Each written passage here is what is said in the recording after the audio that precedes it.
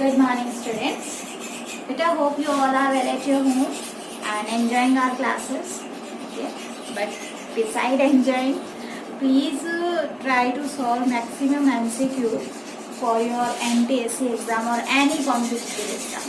ठीक है, तो स्टार्ट करते हैं आज का next topic, that is your nervous tissue. बेटा अभी तक हमने पढ़ा है आपका एपिथेलियल टिश्यू, ठीक है ना. एनिमल टिश्यू में we have discussed only epithelial tissue, ठीक है. And we are left with 3 different types of tissue in case of animals, that are nervous tissue, muscular tissue and last one is your connective tissue. ठीक है, connective वाला काफ़ी ज़्यादा लेंदी है तो उसको हम लास्ट में लेंगे. ठीक है, कोशिश करूँगी आपका सेल वाला भी रिवाइज करवाने की, बट बहुत ही ज़्यादा मुश्किल है क्योंकि टिश्यू ही बहुत ज़्यादा लेंदी है आपका. ठीक है, और अगर मैं 2 लेक्चर्स में करवाती तो सिर्फ आपको जस्ट एक आउटलुक मिलता कि इस चैप्टर में है क्या. ठीक है ना, तो वो सब नहीं है. मैंने फिर भी आपको रोज एक लेक्चर दिया है. मेरी टोटली पूरी 2 क्लास थी आपके इस वीक में, फिर भी मैंने रोज लेक्चर दिया है.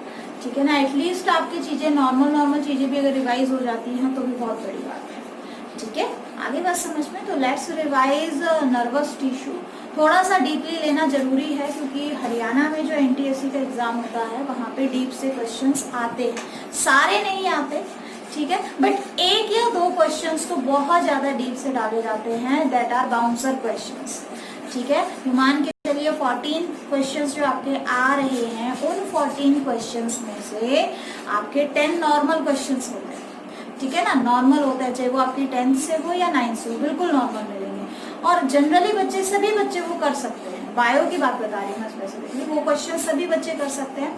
बट दिक्कत कहाँ पे आती है आपको, वो 4 क्वेश्चंस बाउंसर क्वेश्चंस, जिसमें 2 9th के रहेंगे, 2 10th के रहेंगे, और उसको फिर आप अगर कर लेते हो, ठीक है ना, तो you are separated from the herd. ठीक है, भीड़ से आप अलग हो जाएंगे. 10 तक तो आप भीड़ के अंदर ही शामिल हैं. आगे बात समझ में. तो बाउंसर्स क्वेश्चंस के लिए भी हम तैयारी कर रहे हैं क्योंकि बेसिकली देखो, जब कट ऑफ जाएगी तो ऑब्वियसली जो हायर जो स्कोर्स होंगे उन्हीं को कंसीडर किया जाता है, और हायर में तो सभी कुछ आया. ठीक है ना, तो सिर्फ नॉर्मल के नहीं है, नॉर्मल के साथ साथ आपने डीप नॉलेज भी लेनी है क्योंकि पेपर आता है, पूरा नहीं बट एटलीस्ट 1 या 2 क्वेश्चन है. मान के चलिए 4 क्वेश्चन अगर हम ऑन एन एवरेज लेते हैं तो आपको थोड़ा सा अपना लेवल हाई करना पड़ेगा. ठीक है, आगे बात समझ में. और अगर एनटीएससी भी नहीं तो एटलीस्ट आप कॉम्पिटिटिव एग्जाम्स के लिए प्रिपेयर कर रहे हो तो आई थिंक आपको तैयारी तो डीप से ही करनी चाहिए. ठीक है, तो देखो स्टार्ट करते हैं. नर्वस टिश्यू हमने पढ़ा था कि नर्वस टिश्यू क्या है, एक्टोडर्म ऑफ एम्ब्रियो से ऑरिजिनेट करता है ना. एक्टोडर्म मैंने बताया था, और एपिथेलियल किससे कर रहा था, एक्टो मीजो एंडो तीनों से कर रहा था. बच गए 2, वो मीजो से कर रहा था. ठीक है, अब देखो स्पेशल प्रॉपर्टी क्या है, ऐसा क्या है नर्वस टिश्यू में, ठीक है ना, जो इसको बाकी सभी टिश्यू से अलग बनाता है. ठीक है, तो देखो इसके अंदर प्रॉपर्टी होती है कंडक्टिविटी. ठीक है, किसकी प्रॉपर्टी होती है, कंडक्टिविटी की प्रॉपर्टी होती है. अभी कंडक्टिविटी की प्रॉपर्टी क्या है, देखो इसका काम है, जैसे मान लो ये एक सेल है, ये कोई एक सेल है. ठीक है, ये दूसरी सेल है, तो ये क्या करता है, ये इसकी एबिलिटी होती है कि बाहर एनवायरनमेंट में या बॉडी के अंदर कोई भी चेंज हुआ, ठीक है ना, कोई भी चेंज हुआ तो ये क्या करता है, उसे सेंसिटाइज करता है. तो हम बात कर रहे थे कंडक्टिविटी की. ठीक है ना, कंडक्टिविटी में क्या है कि यहाँ कोई भी एक्सटर्नल चेंज हुआ, ठीक है, यहाँ पे कोई भी एक्सटर्नल चेंज हुआ, जैसे टेम्परेचर बहुत ज़्यादा हाई हो गया, ठीक है, फिर टेम्परेचर बहुत ज़्यादा लो हो गया, या एनवायरनमेंट के अंदर जैसे मान के चलिए किसी ने प्रेशर क्रिएट कर दिया, जैसे पिंचिंग ऑफ कर दिया. ठीक है ना, आगे बात समझ में. तो ऐसे चेंजेस को क्या बोलते हैं हम, स्टिमुलस बोलते हैं. हमारे एनवायरनमेंट में कोई भी चेंज हो रहा है, that is known as stimulus. ठीक है, और इस स्टिमुलस को सेंस करने की एबिलिटी होती है किसमें, नर्वस टिश्यू. और सेंस करने के साथ साथ अब ये उस पर्टिकुलर सेंस को क्या करते हैं, इम्पल्स की फॉर्म में, इलेक्ट्रिकल इम्पल्स की फॉर्म में कन्वर्ट करते हैं. ठीक है। इलेक्ट्रिकल इम्पल्स क्या है, देखो एक्चुअल में आपकी जो सेल्स हैं, सेल्स की मेम्ब्रेन जो होती है, मान लो ये सेल की मेम्ब्रेन है, जैसे ही एक्सटर्नल एनवायरनमेंट में कोई चेंज होगा इसकी मेम्ब्रेन पे पोटेंशियल डिफरेंस क्रिएट होगा, ठीक है ना। हालांकि यहाँ पे क्या होता है, यहाँ पे पहले से ही मेम्ब्रेन के ऊपर क्या होता है, नेगेटिव पॉजिटिव चार्ज होता है, ठीक है ना। और जैसे स्टिमुलस मिलता है तो नेगेटिव पॉजिटिव चार्ज बाकी सेल्स के पार्ट से क्या हो जाता है, थोड़ा सा डिफरेंशिएट कर जाता है, ठीक है ना, एक पोटेंशियल डिफरेंस क्रिएट हो जाता है। आगे बात समझ में। अब कैसे क्या होता है वो आपको 10th क्लास का जब करवाएंगे तब बताएंगे कैसे क्या होती है, नर्व इम्पल्स क्या होती है, कैसे वो एक जगह से दूसरी जगह ट्रांसमिट होती है, बिकॉज यहाँ पे हम सिर्फ रिविजन कर रहे हैं और वो भी 9th वाले पार्ट का। वहाँ पे भी आपका चैप्टर है नर्वस टिश्यू, तो वहाँ पे कंडक्शन ऑफ नर्व इम्पल्स करवाऊंगा, ठीक है ना। अभी के लिए फिलहाल जो है हम इसका स्ट्रक्चर देख लेते हैं, ठीक। और फिर उसके बाद उस मैसेज को एक सेल के अंदर पूरा पास किया, फिर दूसरी सेल में पास किया, फिर ऐसे करते करते आपके ब्रेन तक ले गए, ठीक है। ब्रेन खुद नर्वस टिश्यू से बना हुआ है, ठीक है ना। Brain is also a part of your nervous tissue. आगे बात समझ। और वहाँ पे मैसेज बहुत जो है इंटरप्रिटेशन चलता है और अल्टीमेटली फैसला लिया जाता है कि क्या रेस्पॉन्स देना है। और जब रेस्पॉन्स आता है तो वही सेम कंडक्ट करते करते ये उस पर्टिकुलर बॉडी पार्ट तक लेकर आती है, ठीक है, नर्वस टिश्यू लेकर आते हैं और अल्टीमेटली हमारी मसल्स उसके अकॉर्डिंग फिर रेस्पॉन्स देती है। समझ में आया। तो देखो ये जो मैसेज को कंडक्ट करने की एबिलिटी है इसको क्या बोलते हैं, कंडक्टिविटी बोलते हैं। क्या बोलोगे, कंडक्टिविटी। तो नर्वस टिश्यू है ability to sense stimulus. Stimulus मैंने बताया कोई भी एक्सटर्नल और इंटरनल चेंज होता है, ठीक है ना। कैसा भी चेंज लगा सकते हो आप, एनवायरनमेंट के रिगार्डिंग लगा सकते हो, आपकी बॉडी में कोई चेंज लगा सकते हो, उसको सेंस करने के लिए। And transmit the message to brain and also transmit the response of that stimulus to respective body parts. Clear. अब नर्वस टिश्यू की बात की जाए तो बेसिकली इसके 4 कंपोनेंट्स होते हैं। 4 कंपोनेंट्स में पहला और मेन कंपोनेंट होता है न्यूरॉन्स का, ठीक है। न्यूरॉन्स को ही हम क्या बोल देते हैं, नर्व सेल्स भी बोल देते हैं। क्या बोलोगे, नर्व सेल्स भी बोलते हैं। They are the longest cell of your body, ठीक है। लॉन्गेस्ट सेल होती है हमारी बॉडी की, लगभग मान के चलिए 1 मीटर तक भी लंबी हो सकती है, ठीक है, थ्रेड लाइक होती है। और फिर नेक्स्ट पार्ट जो है इसका नेक्स्ट कंपोनेंट होता है न्यूरोग्लियल सेल्स, ठीक है। बेसिकली जो नर्वस टिश्यू होता है इन दोनों से ही बनता है, न्यूरॉन्स से और न्यूरोग्लिया से। बट कहीं कहीं पे हमें कुछ ऐसे एपिथेलियल सेल्स मिलते हैं, एपिथेलियल बताया था जो सरफेस पे होते हैं, कुछ ऐसे एपिथेलियल सेल्स होते हैं जिनमें ये कंडक्टिविटी की एबिलिटी होती है, ठीक है ना। या यूँ कहिए कि ये भी क्या है, ऐसे मतलब ऐसे एपिथेलियल टिश्यू जो आपके नर्वस सिस्टम में प्रेजेंट है उसको हमने क्या बोल दिया, एपेंडाइमल सेल्स। कुछ ऐसे सेल्स होते हैं जो पर्टिकुलर हार्मोन सीक्रेट करते हैं, ठीक है ना, और उनकी भी एबिलिटी होती है किसी पर्टिकुलर जो है स्टिमुलस को सेंस करने की, ठीक है ना। और according to that they are secreting some hormones, ठीक है, आपके हाइपोथैलेमस के अंदर मिलता है, तो न्यूरो सीक्रेटरी सेल्स बोलते हैं। तो देखो अभी आपने क्या पढ़ना है, आपने न्यूरॉन्स और न्यूरोग्लियल सेल्स पढ़ना है। एपेंडाइमल सेल्स या न्यूरो सीक्रेटरी सेल्स हम नहीं करेंगे, बट फिर भी आपको पता होना चाहिए। इसकी बात हम करेंगे जब हम 10th में पढ़ेंगे, आपकी ग्लैंड्स वाला पार्ट जब करेंगे। और इसको तो मैंने बता ही दिया, जस्ट एपिथेलियल सेल्स इन नर्वस टिश्यू, आप इतना याद रखिए, एपिथेलियल सेल्स इन नर्वस टिश्यू, ठीक है।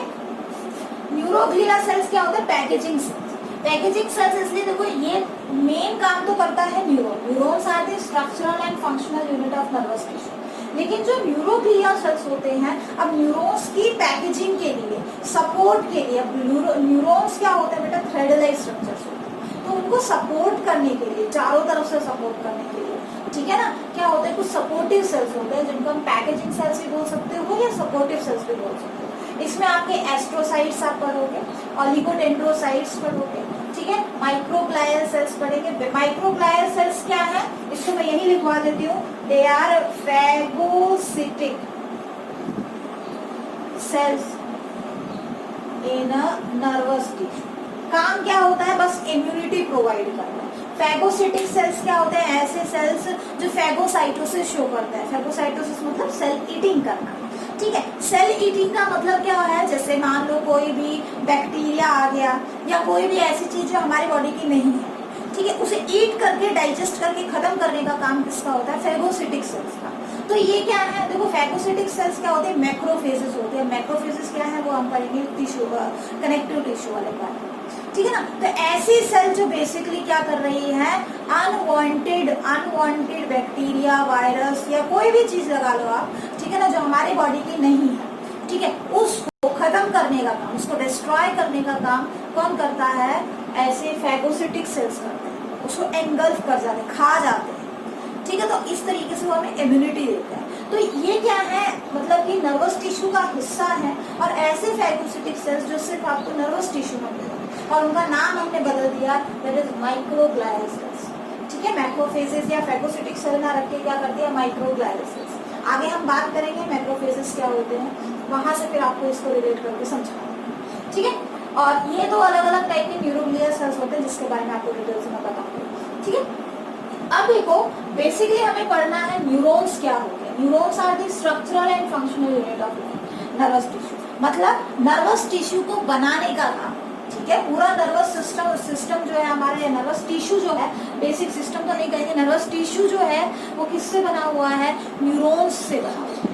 चाहे आपका ब्रेन हो, चाहे आपकी स्पाइनल कॉर्ड के अंदर नर्वस सिस्टम हो, ठीक है, तो एवरीथिंग, ठीक है ना, आपकी बॉडी में जहाँ पे सेंसेस हैं या आपकी बॉडी जो सेंसिटाइज कर रही है बेसिकली न्यूरॉन्स की वजह से कर रही है। तो पूरा जाल सा बना हुआ है, एक नेटवर्क बना हुआ है न्यूरॉन्स का। तो स्ट्रक्चरल भी यूनिट भी है प्लस फंक्शनल यूनिट भी है। आगे बात समझ में, तो neurons are structural and functional unit of life. अब बात करते हैं न्यूरॉन्स के स्ट्रक्चर की, कि न्यूरॉन्स का स्ट्रक्चर कैसा क्या होता है। You are looking diagram of nerve cell, ठीक है। ये किसका डायग्राम है, it is structure of nerve cell, ठीक है। स्ट्रक्चर ऑफ न्यूरॉन कह लो या स्ट्रक्चर ऑफ नर्व सेल, ठीक है। आपने इस टाइप से कॉम्प्लिकेटेड डायग्राम कभी नहीं किया होगा, ठीक है ना, बट कोई बात नहीं, वो दिख रहा है कॉम्प्लिकेटेड है, बहुत आसान, ठीक है। अब देखो न्यूरॉन्स की अगर हम बात करें, ठीक है, न्यूरॉन्स की अगर हम बात करें तो basically they are structural and functional unit of nervous tissue, है ना। अब न्यूरॉन का स्ट्रक्चर अगर हमें देखें तो दो चीज हमें मिलती है, ठीक है, बेसिकली दो चीज मिलती है। एक तो होती है सेल बॉडी, ठीक है, एक तो होती है सेल बॉडी जिसको सोमा भी कहा जाता है, आगे बात समझो, और एक होते हैं प्रोसेसेस, ठीक है ना। क्या होते हैं, प्रोसेसेस होते हैं, प्रोसेसेस। आगे बस में प्रोसेसेस का मतलब जो फाइबर लाइक स्ट्रक्चर्स निकल रहे हैं, ठीक है, उनको क्या कहा जाता है, प्रोसेसेस। और एक्चुअल में इन प्रोसेसेस को बायोलॉजिकल टर्म में क्या कहते हैं, न्यूराइड्स, ठीक है ना। तो देखो सेल बॉडी और न्यूराइड्स, देखो ये जो बीच में जो आपको इतना इतना हिस्सा दिखाई दे रहा है, सिर्फ इतना हिस्सा, ठीक है, इसको क्या कहा जाता है, सेल बॉडी या सोमा कहा जाता है। अब इससे निकलने वाले लंबे लंबे फाइबर लाइक स्ट्रक्चर्स, उनको क्या कहा जाता है, प्रोसेसेस बोलते हैं, ठीक है, लॉन्ग प्रोसेसेस, जिनको न्यूराइड्स कहा जाता है। अब ये न्यूराइड्स भी क्या होते हैं, दो टाइप के, ठीक है, न्यूराइड्स भी कितने टाइप के होते हैं, दो टाइप। जो छोटे होते हैं दैट आर डेंड्राइट्स, डेंड्राइट्स जो बेसिकली कहाँ से निकल रहे हैं, सेल बॉडी से, और एक होता है यहाँ पे एक्सॉन। एक्सॉन क्या है, एक्सॉन जो है डेंड्राइट ही है, but it is the longest dendrite in a neuron.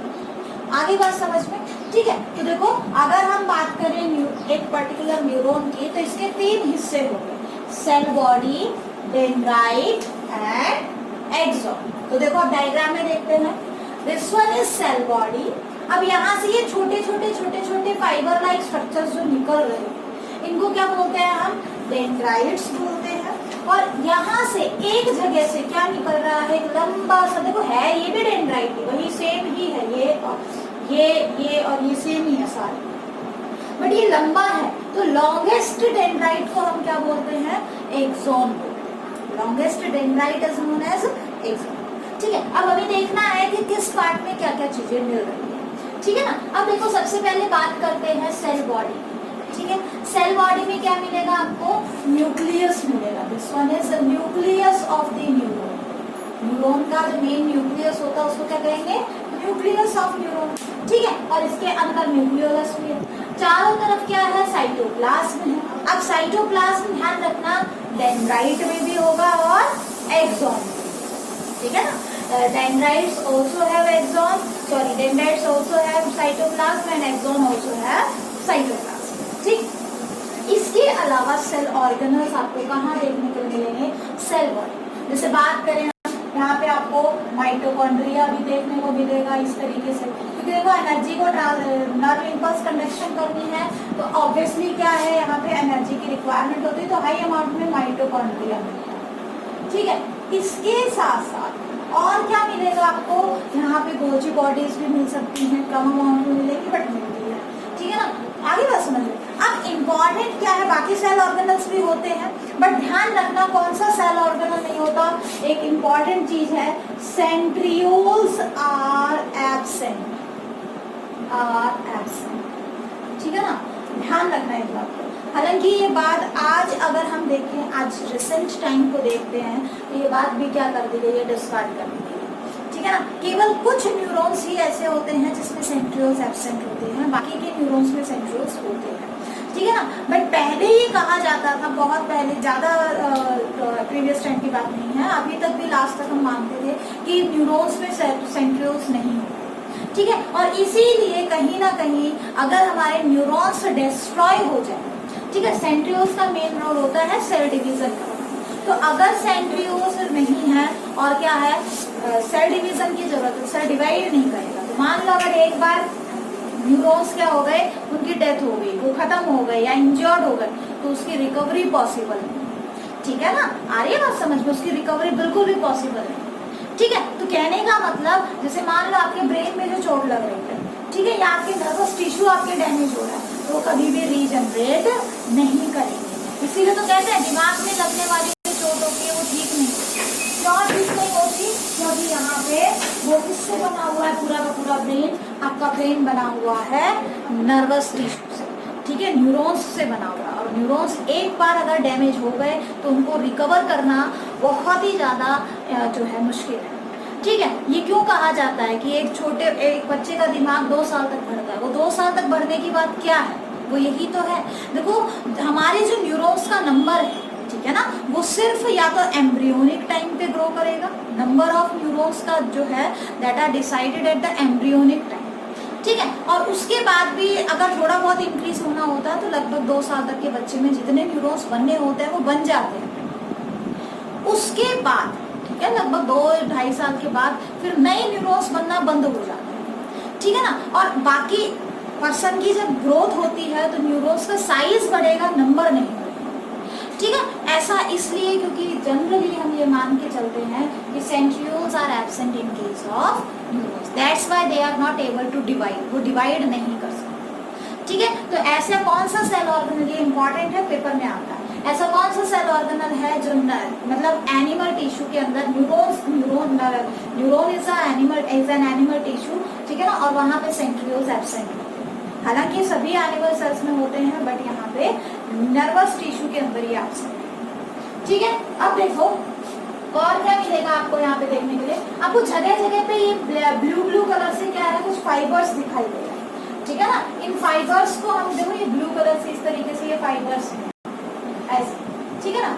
In fibres को हम क्या बोलते हैं, इन फाइबर्स को कहा जाता है न्यूरोफाइब्रल्स, क्या कहा जाएगा, न्यूरोफाइब्रल्स। आगे बात समझ में, ठीक है ना, दीज आर नोन एज न्यूरोफाइब्रल्स, न्यूरोफाइब्रल्स, ठीक है। अब ये जो न्यूरोफाइब्रल्स है, ध्यान रखना through out the neuron, through out the neuron का मतलब सेल बॉडी में भी मिलेंगे और आपको न्यूराइड्स में भी मिलेंगे, ठीक है, चाहे वो डेंड्राइट हो चाहे वो एक्सोन। देखो हर जगह बनाए, इधर भी बनाए हैं, इधर भी बनाए हैं, इधर सेल बॉडी में भी हैं और ये सब जगह, ठीक है, लास्ट तक आपको मिलेंगे, ठीक है ना। तो जो न्यूरोफाइल, ये फाइबर लाइक स्ट्रक्चर्स होते हैं कुछ इस तरीके से, तो neurofibrils are present throughout the neuron. ये चीज ध्यान रखना है, ऐसे ही क्वेश्चन आएंगे, ठीक है। स्ट्रक्चर बनाने के लिए कोई नहीं देगा आपको, स्ट्रक्चर इसी टाइप से है, which of the following is absent in axon, ऐसे लगता है, तो आपको पता होना चाहिए कौन सी जगह पे क्या प्रेजेंट है।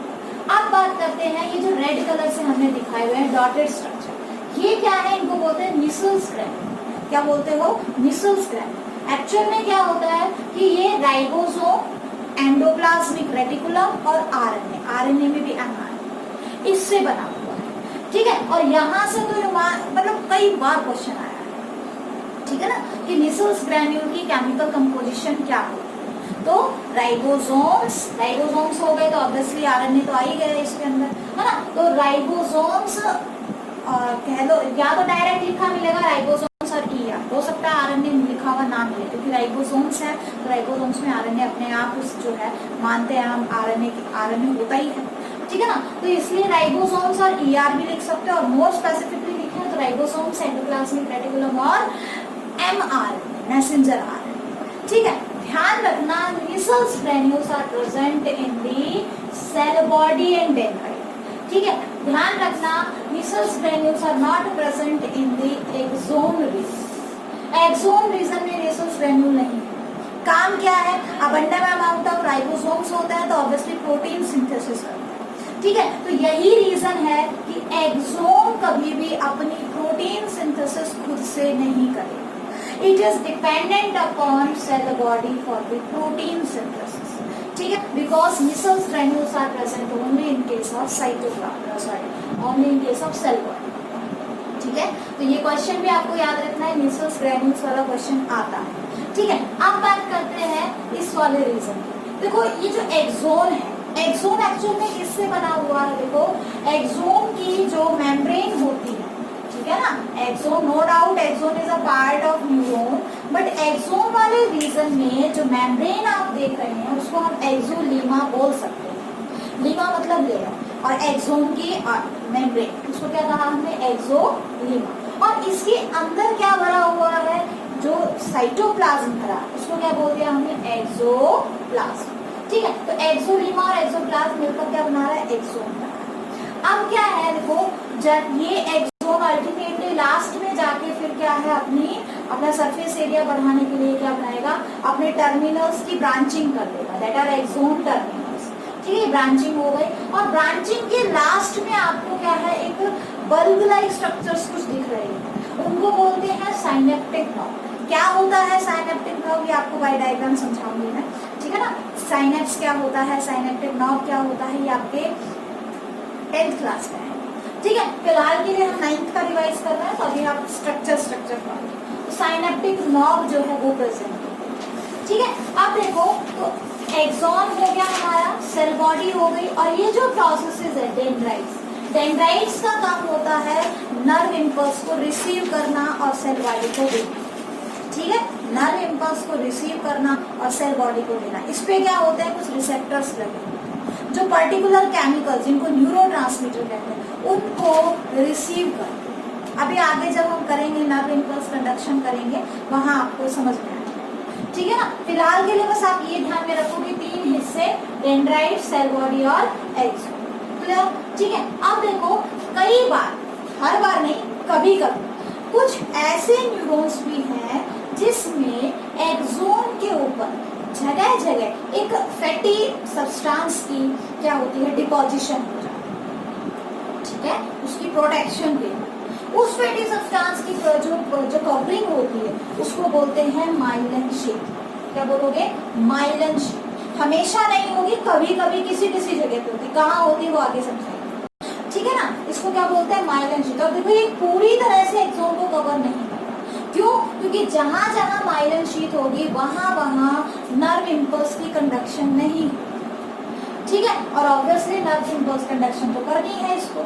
तो देखो, जहां यहाँ मान लो ये एक्सोन है और इसमें कहीं कहीं पे ऐसे माइलिन शीट है, ठीक है। तो इसमें जो नर्व इम्पल्स कंडक्शन होगी यहाँ से यहाँ, यहाँ से यहाँ, ऐसे जंपिंग फॉर्म में, ठीक है। लेकिन अगर आपका एक्सोन ऐसे नॉर्मल है, कोई कवरिंग नहीं है, जिसमें नॉर्मली ऐसे सीधे सीधे ट्रांसफर, ठीक है, तो क्या होता है? माइलिन शीट की कवरिंग होती है। ऐसा न्यूरॉन जिसमें ये माइलिन शीट की कवरिंग होती है उसको बोलते हैं मेडुलेटेड न्यूरॉन या मेडुलेटेड नर्व फाइबर्स। क्या बोलोगे? मेडुलेटेड मतलब मेडुलरी माइलिन शीट है, मेडुलेटेड नर्व न्यूरॉन्स या मेडुलेटेड नर्व फाइबर्स, ठीक ठीक है, और जिसमें नहीं है उसको क्या कहेंगे हम नॉन मेडुलेटेड न्यूरॉन्स, ठीक है, नॉन मेडुलेटेड न्यूरॉन्स। आगे बात समझ में। अब देखो यहाँ पे आपको क्या दिखाई दे रहा है, कुछ इस तरीके से अलग से कवरिंग और भी दिखाई दे रही है, ये इस तरीके से। एक्चुअल में क्या होता है, हमने जो न्यूरोग्लिया सेल्स पढ़े थे, ठीक है, अभी हमने थोड़ी देर पहले जब कंपोनेंट्स पढ़े थे और न्यूरोग्लिया सेल्स पढ़े थे, तो वहाँ क्या देखा था हमने कि सपोर्टिव सेल्स। एक्चुअल में क्या होता है, ये माइलिन शीथ जो होती है ना, ये इतनी ज्यादा इसके चारों तरफ कवर कर लेती है, जिसके बीच में साइटोप्लाज्म भी भरा होता है, ठीक है, और मतलब कि यहाँ पे क्या होता है, कुछ ऐसे सेल्स होते हैं जो इसको क्या कर लेते हैं, कवर कर लेते हैं। एक्चुअल में वो सेल्स नहीं होते हैं, कह देते हैं हम सेल्स, ठीक है ना, एक्चुअल में वो just myelin sheath wrap out कर लेती है, चारों तरफ से घेर लेती है इतना ज्यादा, उसमें साइटोप्लाज्म होता है और कहीं ना कहीं न्यूक्लियस भी होता है। तो ऐसी कवरिंग को क्या कहते हैं हम, इसको क्या बोलेंगे, these are Schwann cells. Neuroglial cells होते हैं जो बेसिकली प्रोटेक्शन के लिए, जैसे मान लो ये आपका जो है इस तरीके से, ये कोई नर्व फाइबर से लंबा न्यूरॉन है, एक्सोन वाला हिस्सा, तो इस पे कुछ सेल्स ऐसे चारों तरफ से इसको ऐसे घेरे हुए हैं, कुछ सेल न्यूरोग्लायल सेल इसको चारों तरफ से घेरे हुए हैं प्रोटेक्शन के लिए, ठीक है ना, और जनरली उसके अंदर क्या है, माइलिन शीथ। आगे बात समझ में, तो वो न्यूरोग्लायल सेल्स ही होते हैं ये स्क्वान सेल्स जो एक्सोन की प्रोटेक्शन करते हैं, ठीक है ना। तो देखो स्क्वान सेल्स का अपना न्यूक्लियस होता है, अपनी मेम्ब्रेन होती है, इनकी मेम्ब्रेन को न्यूरिलेमा कहा जाता है, इनका न्यूक्लियस होता है, तो स्क्वान सेल्स की चारों तरफ प्रेजेंट है। आगे बात समझ में, तो देखो हमने न्यूरॉन का डायग्राम किया, आपने बेसिकली क्या ध्यान में रखना है, इनके बारे में बाद में बताऊंगी कि स्क्वान सेल्स क्या होते हैं और ये सारा, ठीक है, आपको स्ट्रक्चर ध्यान में रखना है, न्यूरॉन्स का स्ट्रक्चर, ठीक है ना। 3 हिस्से होते हैं, सेल बॉडी, डेंड्राइट और एक्सोन। इसका पूरा थ्योरेटिकल पोर्शन मैं आपको प्रोवाइड कर दूंगी ताकि आप अच्छे से इसको कवर कर सकें। आगे बात समझ में, ठीक है। अब बात करते हैं इसको रिटन फॉर्म में कि न्यूरॉन्स की टाइप कितनी होती है, न्यूरॉन कैसे ट्रांसफर करता है। अच्छा एक चीज और देख लो, न्यूरॉन्स की जो पोलैरिटी है, ठीक है, न्यूरॉन्स की जो पोलैरिटी है दैट इज फिक्स्ड। अब ये पोलैरिटी का मतलब क्या है, ठीक है, न्यूरॉन्स की जो पोलैरिटी है ये फिक्स होती है, और इस पोलैरिटी का मतलब क्या है, देखो मान लो ये हमारा एक न्यूरॉन है, ठीक है, ये इसका क्या है, डेंड्राइट है, बीच में सेल बॉडी है और लास्ट में क्या है इसका एक्सोन, ठीक है। तो जब भी ये नर्व इंपल्स कंडक्शन करेगा, जब भी न्यूरॉन्स में से नर्व इंपल्स जाएगी, हमेशा डेंड्राइट से सेल बॉडी और सेल बॉडी से एक्सोन जाएगी। आगे बात समझ में। अब एक्सोन के बाद जो नेक्स्ट न्यूरॉन होगा, एक्सोन हमेशा अपनी जो मैसेज है वो नेक्स्ट न्यूरॉन की डेंड्राइट को ही देगा, उसके एक्सोन को नहीं, ठीक है। एक्सोन के बाद नेक्स्ट न्यूरॉन का डेंड्राइट, सेल बॉडी और फिर एक्सोन। आगे बात समझ में। तो पोलैरिटी क्या है, दैट इज फिक्स्ड। कहाँ से कहाँ न्यूरॉन, मतलब पोलैरिटी का मतलब मैसेज कंडक्शन की एक पर्टिकुलर डायरेक्शन है। डेंड्राइट हमेशा नर्व इंपल्स को लेते किससे, या तो हो सकता है डायरेक्ट किसी जो है रिसेप्टर से ले रहे हो, और हो सकता है ये क्या कर रहे हो, किसी इसके आगे कोई और न्यूरॉन लगा हुआ उसके एक्सोन से ले रहे हो, ठीक है। जैसे फर्स्ट डेंड्राइट, अगर फर्स्ट न्यूरॉन का डेंड्राइट है तो ऑब्वियसली क्या करेगा, बाहर के एक्सटर्नल एनवायरनमेंट से स्टिमुलस लेगा, है ना। तो मैसेज हमेशा लेता है, और किसको देता है, साइटोप्लाज्म, सेल बॉडी को। सेल बॉडी मैसेज डेंड्राइट से लेता है, एक्सोन को देता है। एक्सोन का काम मैसेज को सेल बॉडी से लेता है और नेक्स्ट न्यूरॉन की डेंड्राइट को देता है। आगे बात समझ में। इस तरीके से क्या करता है, नर्व इंपल्स की डायरेक्शन होती है, जो है नर्व इंपल्स की डायरेक्शन होती है एक मतलब कि किसी पर्टिकुलर न्यूरॉन में ट्रांसफर, और वो डायरेक्शन क्या है, डायरेक्शन ध्यान रखना, डेंड्राइट से सेल बॉडी से एक्सोन। कभी भी उल्टा नहीं होगा, एक्सोन टू एक्सोन नहीं होगा, axon to dendrite to direct axon नहीं होगा, सेल बॉडी टू डेंड्राइट नहीं होगा, कभी अपोजिट डायरेक्शन में ट्रांसफर नहीं। समझ में आ गया, ठीक है। तो ये थी पोलैरिटी ऑफ न्यूरॉन्स। अब बात करते हैं नेक्स्ट की टाइप्स ऑफ न्यूरॉन की।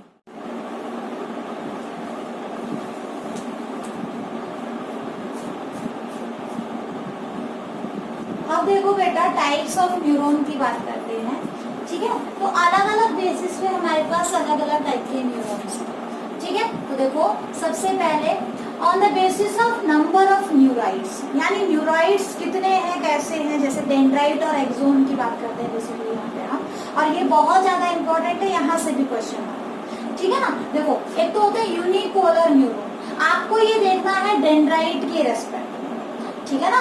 सारा जो है बेसिकली डेंड्राइट के रेस्पेक्ट में देखना है, क्योंकि एक्सोन तो सभी में होगा। तो देखो यूनिपोलर एक्सोन का मतलब कि आपके पास ये सेल बॉडी और सिर्फ एक्सोन वाला हिस्सा है, यानी डेंड्राइट्स जो है वो एब्सेंट है, ठीक है। तो इस टाइप के न्यूरॉन्स जहाँ पे सिर्फ एक्सोन होते हैं, डेंड्राइट्स एब्सेंट होते हैं, उनको क्या कहा जाता है, यूनिपोलर न्यूरॉन। अब ये मिलते कहाँ पे हैं, that is also very important, ठीक है, जो पूछा जाता है जनरली। ये प्रेजेंट होता है सिर्फ एम्ब्रियोनिक लाइफ, ठीक है। जब एक पर्टिकुलर फिटस मदर की बॉडी के अंदर, यूट्रस के अंदर डेवलप कर रहा होता है, एम्ब्रियोनिक लाइफ के दौरान क्या मिलता है, आपको यूनिपोलर न्यूरॉन देखने को मिल सकते हैं, ठीक है। बट अगर कोई कहे कि आपकी बॉडी में अभी अगर यूनिपोलर न्यूरॉन है तो दैट इज रॉन्ग, ठीक है। बर्थ के बाद, जन्म के बाद कोई यूनिपोलर न्यूरॉन आपको नहीं मिलेगा, क्योंकि यूनिपोलर से ही आगे बाकी के टाइप्स बन रहे हैं, ठीक है। इसके बाद बाइपोलर न्यूरॉन। बाइपोलर न्यूरॉन में क्या होता है कि आपको इस तरीके से एक डेंड्राइट देखने के लिए मिलेगा ऐसे, ठीक है, और एक एक्सोन होगा ऐसे। आगे बात समझ में, तो जब एक डेंड्राइट और एक एक्सोन उसको बोलते हैं बाइपोलर न्यूरॉन, ठीक है। और इस टाइप के न्यूरॉन, ये बहुत इंपॉर्टेंट है, पेपर में मतलब कि जनरली पूछ लिया जाता है, ठीक है जी। कैसा भी कॉम्पिटिटिव एग्जाम में इस टाइप के क्वेश्चन आते हैं कि बाइपोलर न्यूरॉन कहाँ होता है, ये बहुत ज्यादा इंपॉर्टेंट है और हमारी बॉडी के केवल कुछ हिस्सों में ही मिलता है, ठीक है ना। तो कुछ हिस्से कौन से हैं, एक तो होता है ऑल्फैक्टरी एपिथेलियम, नेजल एपिथेलियम जो होती है हमारी नोज के अंदर, जो बेसिकली सेंस ऑफ स्मेल करती है, तो वो बोलते हैं ऑल्फैक्टरी एपिथेलियम। एपिथेलियल टिश्यू है जो बेसिकली स्मेल का काम कर रहे हैं, ठीक है ना। तो उसकी जो एपिथेलियल लेयर होती है olfactory epithelium, plus retina of I. Retina आप सभी को पता है, हमारे आईज के अंदर जो हमारी मेन स्क्रीन है, ठीक है, जहाँ इमेज बनती है, दैट इज रेटिना ऑफ आई। वहां पे भी आपको जो न्यूरॉन्स देखने के लिए मिलेंगे दैट आर बाइपोलर, ठीक है। इसके अलावा मल्टीपोलर न्यूरॉन, जिसमें एक एक्सोन है, बहुत सारे डेंड्राइट्स हैं। तो जनरली अभी हमने जो डायग्राम बनाया था that was of multipolar neuron, ठीक है। तो मोस्ट कॉमन टाइप कौन सी होती है, मल्टीपोलर। एक और होती है सूडो यूनिपोलर, बट उसको हम डिस्कस नहीं करेंगे, ठीक है ना, क्योंकि दैट इज बियॉन्ड क्लियर, ठीक है। अब देखो अगर हम बात करें फंक्शंस के बेस पे, तो फंक्शंस के बेस पे फिर से ये तीन टाइप की होती है, ठीक है, सेंसरी, मोटर एंड मिक्स्ड। अब देखो सेंसरी से वर्ड आ रहा है सेंस ऑर्गन, है ना। सेंसरी से वर्ड क्या आ रहा है आपका, सेंस ऑर्गन। तो होता क्या है, देखो मान लो यहाँ पे कोई रिसेप्टर है, रिसेप्टर का मतलब होता है वो पर्टिकुलर एरिया या वो particular cell, gland, group of cells जो बेसिकली चेंज इन एनवायरनमेंट को सेंस कर सके, ठीक है। सेंस करने का मतलब उसको महसूस कर सके, ठीक है। जैसे आपकी स्किन, ठीक है, एक रिसेप्टर का काम कर रही है, आपके नोज में रिसेप्टर है जो स्मेल को क्या कर रहे हैं, जो है सेंस करने का काम कर रहे हैं, ठीक है। आपकी आईज जो है वो किसको सेंस कर रही है, सनलाइट को, जो है सनलाइट लाइट को सेंस कर रही है, ठीक है ना। आरी बात समझ में, आपके जो टंग है उस पे क्या है, वहाँ पे गस्टेटरी रिसेप्टर्स हैं। ये रिसेप्टर वाला कॉन्सेप्ट ना आपके 10th क्लास में भी है, वहाँ करवाएंगे। तो देखो रिसेप्टर यानी कि वो सेल या ग्रुप ऑफ सेल जो बेसिकली स्टिमुलस को, यानी एक्सटर्नल एनवायरनमेंट में होने वाले चेंजेस को सेंस करने की एबिलिटी रखता है। तो देखो रिसेप्टर से जो मैसेज को लेकर कहाँ जा रहे हैं, हमारे सेंट्रल नर्वस सिस्टम लेकर जा रहे हैं। सेंट्रल नर्वस सिस्टम में क्या आएगा, आइदर ब्रेन और स्पाइनल। ब्रेन और स्पाइनल कॉर्ड जो है वो सेंट्रल नर्वस सिस्टम का हिस्सा होता है। तो जो न्यूरॉन्स मैसेज को सेंट्रल नर्वस सिस्टम की तरफ लेकर जाते हैं उसको क्या बोलते हैं हम, सेंसरी न्यूरॉन या एफरेंट न्यूरॉन भी बोलते हैं। तो connect sense organ to central nervous system यानी कि ब्रेन प्लस स्पाइनल कॉर्ड, और मैसेज कंडक्शन रिसेप्टर से सीएनएस की तरफ। अब देखो हम ये क्यों पढ़ रहे हैं, देखो आपने पढ़ा कि न्यूरॉन की पोलैरिटी फिक्स है, मान लो यहाँ बहुत सारे न्यूरॉन्स आपस में जुड़े हुए हैं। तो देखो एक का डेंड्राइट इसका एक्सोन, इसका डेंड्राइट इसका एक्सोन, इसका डेंड्राइट इसका एक्सोन, ऐसे ही तो जुड़े हुए हैं, है ना।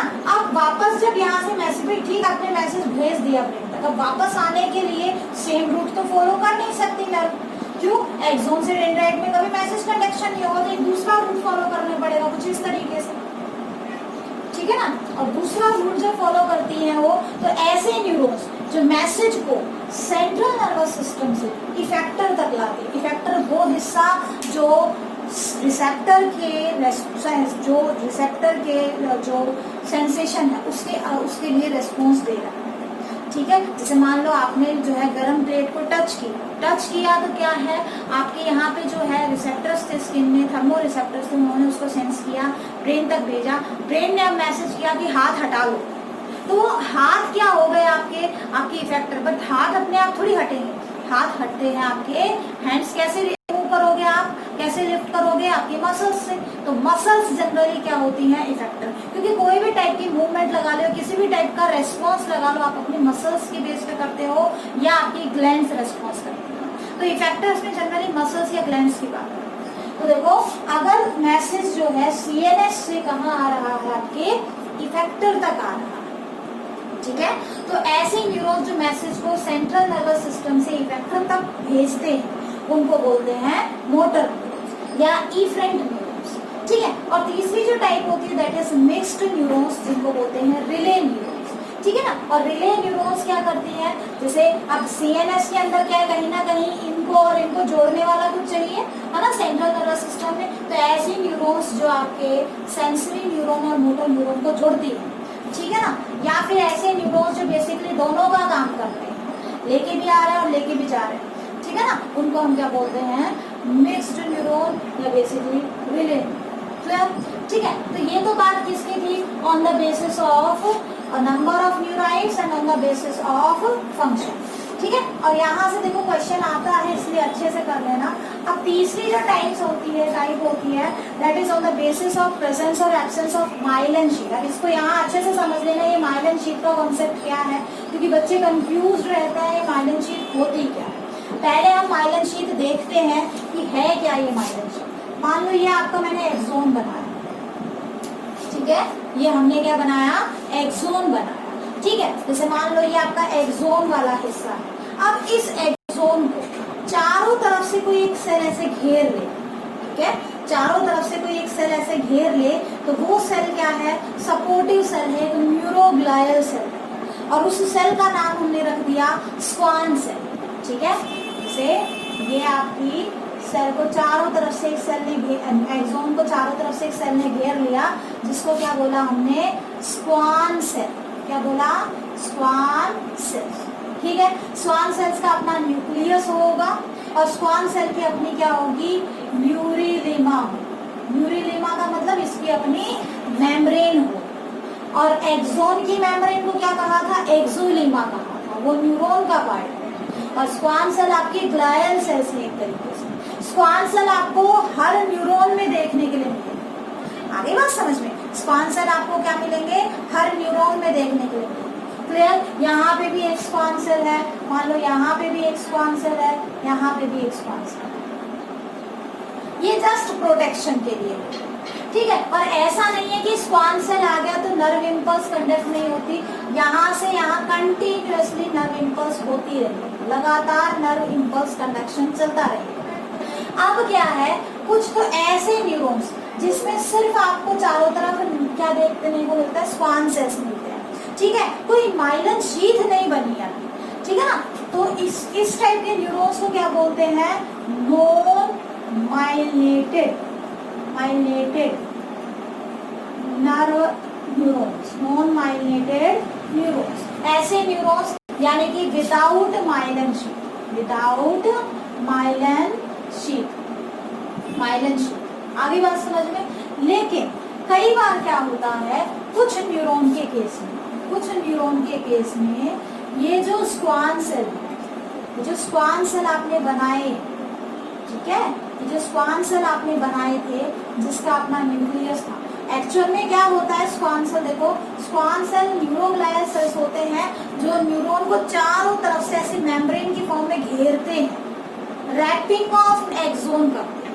ये कैसे बना है, ये मान लो आपका ये न्यूरॉन, ये आपका एक्सोन है, और एक्सोन की चारों तरफ ऐसे रैपिंग हो गई है, ऐसे रैपिंग हो गई है, ठीक है ना, स्क्वान सेल्स।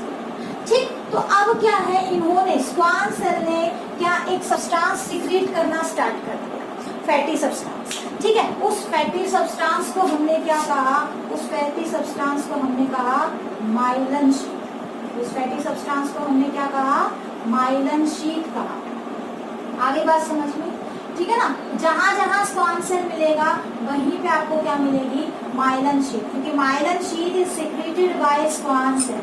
ये चीज ध्यान रखना, ठीक है ना। ये क्या बन गया आपका, माइलन शीट बन गई कुछ इस तरीके से, ऐसे माइलन शीट सिक्रेट हो, ठीक है। अब ये जो माइलन शीट है, जहां जहां माइलन शीट है वहां वहां नर्व इम्पल्स कंडक्शन नहीं है, ठीक है। और ऐसी जगह जहां पे माइलिन शीट एब्सेंट होती है, उस हिस्से को हम क्या कहते हैं, उस हिस्से को बोलते हैं नोड ऑफ रेनवियर। क्या बोलोगे, नोड ऑफ रेनवियर। नोड यानी कोई एक अलग सी जगह, ठीक है। गांठ को बोलते हैं वैसे तो नोड, पर नोड ऑफ रेनवियर आप बोलते हैं, ठीक है। Area where myelin sheet is absent, ठीक। अब देखो इसमें जो नर्व इम्पल्स कंडक्शन हो गया, माइलिन शीट है, वहां तो नर्व इम्पल्स कंडक्शन होगी नहीं, मैसेज वहां से कंडक्ट में, तो मैसेज यहाँ से जंप कर जाएगा और इधर आएगा, फिर यहाँ से जंप कर जाएगा इधर आएगा, यहाँ से जंप करेगा इधर आएगा। तो जंपिंग फॉर्म में क्या होता है, मैसेज कंडक्ट होता है, किस में, इस टाइप के न्यूरॉन्स में। और ऐसे न्यूरॉन्स को हम क्या बोल देते हैं, माइलिनेटेड न्यूरॉन्स। क्या बोलोगे, माइलिनेटेड न्यूरॉन्स। आगे बात समझ में, माइलिनेटेड न्यूरॉन्स, ठीक है। तो देखो चीजों को समझ के करो। अब आपसे कोई पूछ ले कि जो है ऐसी जगह जहां माइलिन शीट नहीं है, वहां पे क्या वहां स्क्वान सेल होंगे, बिल्कुल हो सकते हैं। वहां पे न्यूरीलीमा भी होगी, ठीक है, लेकिन बस माइलिन शीट एब्सेंट है, ठीक है ना। अच्छा, जहां जहां माइलिन शीट एब्सेंट है उस एरिया को हमने क्या कहा, नोड ऑफ रेनवियर। अब देखो जहां नॉन माइलिनेटेड न्यूरॉन्स है, ठीक है, यहाँ जो नर्व इम्पल्स की कंडक्शन होती है वो कैसी होती है, स्लो होती है, ठीक है ना, स्लो। अपने आप से कंपेयर मत करना कि हम जब सीधे चल रहे हैं तो फास्ट चलेंगे, उछल के चलेंगे, जंपिंग फॉर्म में चलेंगे तो हम धीरे चलेंगे, ठीक है ना। हमारा अलग केस है, इनका अलग केस है। जब जंपिंग फॉर्म में नर्व इम्पल्स जाती है तो इसको बोलते हैं सॉल्टेटरी कंडक्शन, ठीक है, सॉल्टेटरी कंडक्शन बोलते हैं। तो बेसिकली सॉल्टेटरी कंडक्शन जो होता है दैट इज फास्ट, ठीक है ना, बहुत ही फास्ट जो है नर्व इम्पल्स कंडक्शन होता है। आगे बात समझ में, यहाँ तो देखो पूरा क्रॉस करके जा रही है और यहाँ पे डायरेक्ट कूद के कहीं पे ही पैर रखती है। आगे बात समझ में, ठीक है। तो सॉल्टेटरी, तो जहां जहां माइलिनेटेड न्यूरॉन्स होते हैं वहां वहां बहुत ही फास्ट जो है मैसेज कंडक्शन होता है। आगे बात समझ में। और बेसिकली जो आपके ऑटोनोमिक नर्वस सिस्टम है, अब क्या होता है ऑटोनोमिक नर्वस सिस्टम, इसको हम डिस्क्राइब करेंगे आपके 10th वाले सेक्शन में, ठीक है ना, क्योंकि वहाँ है वो वाला पार्ट, तो उसको वहाँ कंप्लीट करेंगे। बस यूँ मान लो ऐसी जगह जहाँ पे आपको बिना सोचे रेस्पॉन्स देना है या बहुत जल्दी रेस्पॉन्स देना है, उस जगह पे जनरली ऑटोनोमिक नर्व जिसको बोलते हैं, नर्वस सिस्टम जिसको बोलते हैं, बेसिकली वहाँ पे आपको क्या मिलेगा, माइलिनेटेड न्यूरॉन्स। और नॉन माइलिनेटेड न्यूरॉन्स कहाँ मिलेंगे, बाकी पूरी बॉडी में, चाहे आपका सेंट्रल नर्वस सिस्टम हो, चाहे आपका सेंट्रल नर्वस सिस्टम में चाहे ब्रेन हो, चाहे स्पाइनल कॉर्ड हो, क्रेनियल नर्व्स हो, स्पाइनल नर्व्स हो, ठीक है, वहाँ सभी जगह आपको क्या मिलेगा, नॉन माइलिनेटेड न्यूरॉन्स, ठीक है। तो ये डिफरेंस है, दो डिफरेंट टाइप के न्यूरॉन्स है। अब इम्पॉर्टेंट क्या है कि एक चीज है, देखो जब ये फ्रेश फॉर्म में होते हैं, जो माइलिनेटेड नर्व फाइबर्स है, जब फ्रेश फॉर्म में होते हैं, उस टाइम पे ये कैसे दिखाई देते हैं, व्हाइट कलर के होते हैं। अब ये मत समझ लेना कि हमने इसको डार्क बनाया है या ब्लैक बनाया तो दिखने में ब्लैक होगा, ऐसा नहीं, वो आपको अलग से रिप्रेजेंट करने के लिए। एक्चुअल में फ्रेश फॉर्म में माइलिनेटेड माइलिन शीट जो होती है, ठीक है ना, वो कैसी होती है, व्हाइट। तो व्हाइट कलर के न्यूरॉन्स होते हैं। माइलिनेटेड न्यूरॉन्स कैसे होते हैं, व्हाइट न्यूरॉन्स होते हैं। और जनरली ये व्हाइट मैटर की फॉर्मेशन करते हैं। आगे जब हम ब्रेन पढ़ेंगे वहां बात करेंगे व्हाइट मैटर क्या होता है, ठीक है ना, आगे समझ में। अच्छा, ये जो होते हैं, ये जब फ्रेश फॉर्म में होते हैं, नॉन माइलिनेटेड वाले जो होते हैं वो फ्रेश फॉर्म में ग्रे होते हैं, तो ये जनरली ग्रे मैटर की फॉर्मेशन करते हैं। अब भूल जाओ कि कौन सा व्हाइट था और कौन सा ग्रे था, तो कुछ भी नहीं, सिंपल सा देखो, माइलिनेटेड का M, माइलिनेटेड का M रिवर्स कर दो W, W से व्हाइट बन गया। तो माइलिनेटेड हमेशा व्हाइट होते हैं, नॉन माइलिनेटेड हमेशा ग्रे कलर के, ठीक है। तो इसीलिए ये white matter of nervous system बनाते हैं, ये grey matter of nervous system. मतलब ऐसा हिस्सा नर्वस सिस्टम का जहाँ पे माइलिनेटेड न्यूरॉन्स ज्यादा होंगे वो क्या बनाएगा आपका, वो बनाएगा व्हाइट मैटर ऑफ न्यूरॉन। और जहाँ पे आपका ग्रे मैटर ज्यादा है वो क्या बनाएगा, वहाँ पे ग्रे मैटर वाला हिस्सा बन रहा है, इसका मतलब उस पर non myelinated neurons extra. Clear, ठीक है। तो ये बात थी किसकी, आपकी माइलिनेटेड और नॉन माइलिनेटेड न्यूरॉन्स की, ठीक है। अब एक लास्ट पार्ट कर लेते हैं न्यूरोग्लायल सेल्स का कि वो क्या हो। तो बेटा हम बात कर रहे थे जो है न्यूरोग्लायल सेल्स की, या ग्लायल सेल्स क्या होते हैं। तो देखो ज्यादा कुछ इसमें ऐसा कुछ खास करने की बात नहीं है। एक तो होते हैं देखो न्यूरोग्लायल सेल्स, न्यूरोग्लायल सेल्स, ठीक है। न्यूरोग्लायल सेल्स में बेसिकली क्या होता है, एक तो आपने पढ़ना है एस्ट्रोसाइट्स, ठीक है। एस्ट्रोसाइट्स क्या होते हैं, ये एक तरीके से स्टार शेप होते हैं, इसीलिए वर्ड क्या लिखा एस्ट्रो। और क्या होते हैं जो है रिप्रेजेंटेटिव सेल्स, ठीक है ना। बेसिकली सपोर्टिव सेल्स कह लो, एक तो न्यूरॉन्स को सपोर्ट प्रोवाइड करते हैं। और जनरली अगर हमारे ब्रेन में क्या हो जाए, इंजरी हो जाए, तो वो उसकी जो रीजनरेशन है, ठीक है ना, किसकी, उस हिस्से की, उसमें रोल प्ले करते हैं। समझ में आया, ठीक है। तो एस्ट्रोसाइट्स जो होते हैं they form maximum number of glial cells, ठीक है। जनरली जो न्यूरोग्लायल सेल्स होते हैं उसमें सबसे ज्यादा अमाउंट क्या होता है, एस्ट्रोसाइट्स का होता है, ठीक है ना। अबंडेंट मतलब न्यूरोग्लायल सेल्स में भी जो 3 टाइप है उनमें सबसे ज्यादा क्या मिलेगा आपको, एस्ट्रोसाइट्स मिलेंगे, ठीक है। इसके साथ साथ मतलब ये स्टार शेप्ड होते हैं, अबंडेंट अमाउंट में मिलते हैं। और बेसिकली काम क्या होता है, रिपेयर ऑफ नर्व टिश्यू, ठीक है। काम क्या होता है, repair of nerve tissue, clear, ठीक है। इसके साथ साथ और क्या है, नेक्स्ट हमने पढ़े थे ओलिगोडेंड्रोसाइट्स, ओलिगोडेंड्रोसाइट्स।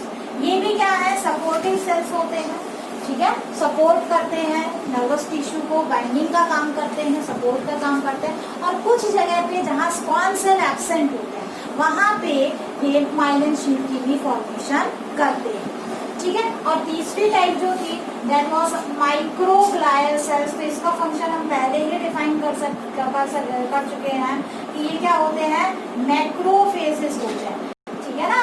मैक्रोफेजेस इन नर्वस टिश्यू, ठीक है। नर्वस टिश्यू के अंदर मैक्रोफेजेस मतलब एंगल्फ करने वाली सेल, निगलने वाली सेल, ठीक है। किसको निकलेगी, जो हमारे लिए हानिकारक है, ठीक है, हमारी बॉडी के लिए हानिकारक है, तो प्रोटेक्टिव सेल्स, ठीक है। आ गया समझ में, ठीक है ना। That's all for today's lecture बेटा। आज लेंदी हो गया नर्वस टिश्यू में, तो मस्कुलर टिश्यू हम नेक्स्ट में कर लेंगे। कोई बात नहीं, अगर सेल चैप्टर बच भी जाता है तो आप अपने लेवल पे कर लीजिए, ठीक है ना, क्योंकि सिर्फ खाना पूर्ति मैं नहीं करवा पाऊंगी आपकी, ठीक है। जितना मैंने करवाया उसी को अच्छे से करिए, आपका एक चैप्टर टिश्यू अच्छे से रेडी हो जाएगा NTSC के लिए। और बार बार इसका रिविजन करिए। रही बात सेल की, तो एक बार रीड आउट कर लीजिए, मोस्टली क्वेश्चन आप अटेम्प्ट कर का याद क्या करना है सेल वाले चैप्टर में, सेल ऑर्गेनल, ठीक है, उसका फंक्शन क्या है, बेसिकली फंक्शंस पे क्वेश्चन है, ठीक है ना। आगे बात समझ में।